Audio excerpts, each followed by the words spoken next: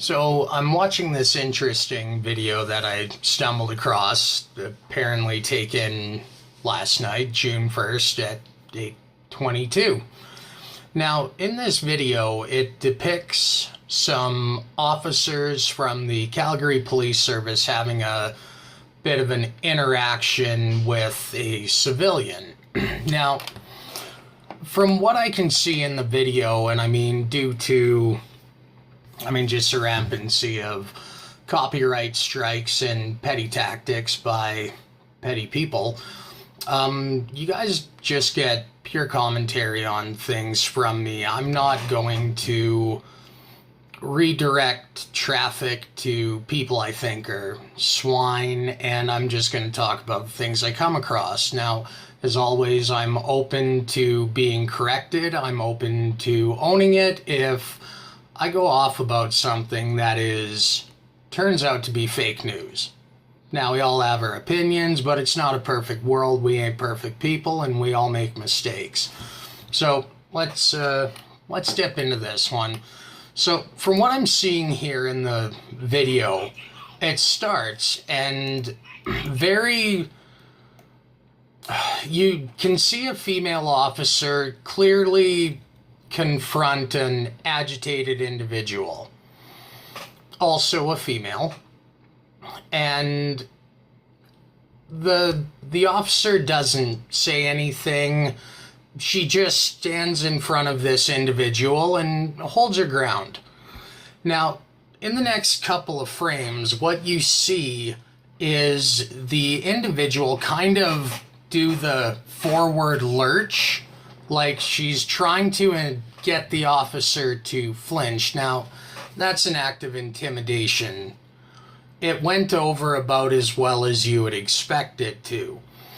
With the officer, again, you got to kind of look closely at it. What most people are getting upset about over this video is that it turned out this individual, at least unverified from what I can see, this individual also happened to have mental illness. Now, I'm not trying to be a dick with to people with mental illnesses. I myself am medicated and have spent years in therapy.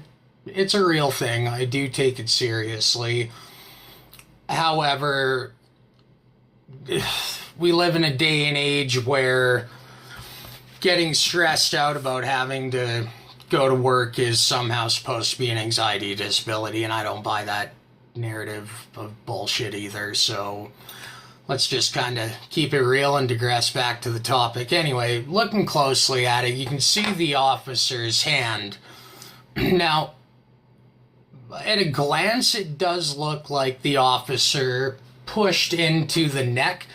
At a second look, the hand was very obviously down from where the neck is and into the chest region. Now, when I lived out in Vancouver on the coast, fresh out of my mom's basement, talk about culture shock, while I was out in Vancouver, one thing I did end up doing, and I suppose it would be the equivalent of a community college course, I actually went and got certified as a security guard and LPO. So I learned a little bit about the criminal code, how it's written, what's permissible and what's not. Now, one thing I did learn about the criminal code is that when excessive force is talked about and defined, at least it was my understanding and what I was taught, that excessive force is defined as anything exceeding what you're at risk of being on the receiving end of. In short, if somebody comes at you with a knife, you're well within your rights to grab a knife to defend yourself. However, if somebody comes at you hysteric and flailing, you're using excessive force if you pull out a gun and shoot them dead. They didn't have a gun. You weren't at risk of being shot. There is no reason to shoot somebody else. So that's how At least that's my understanding of how excessive force is defined in the criminal code. Now, you can...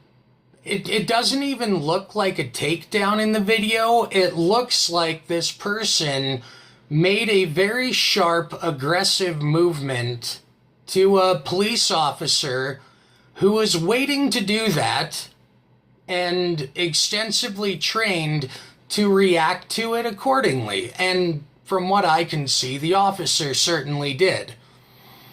With a very good firm shove backwards to create some distance and throw this individual off balance while moving forward and, subduing them after they went down. It did not look like a sucker punch. It didn't look like a throat punch. And even when the individual went and hit the ground, it didn't even really look like it was a takedown. So this is pretty much a cut and dry case of civilian stupidity. Because, really, what does anybody expect that if you try to intimidate a police officer, well, if you're going to try to do that, I can put it this way. The difference between you and a police officer is that under the circumstances, part of their job is reacting directly to address what they perceive to be a threat. And they can do that.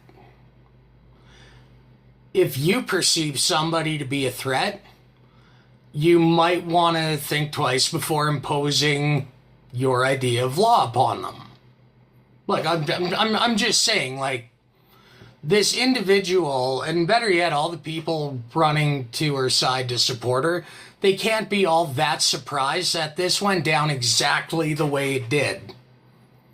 She confronted an officer of the law who is trained to not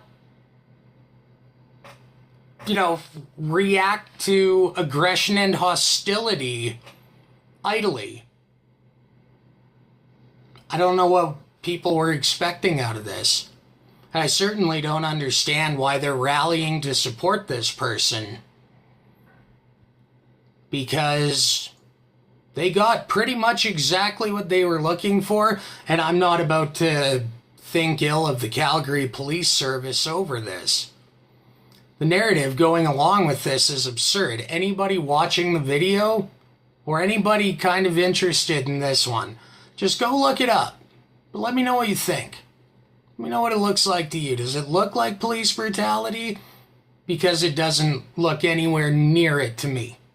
Anyway, take it easy, stay safe, and don't do anything stupid like try to intimidate a cop that's standing 16 inches away from your face.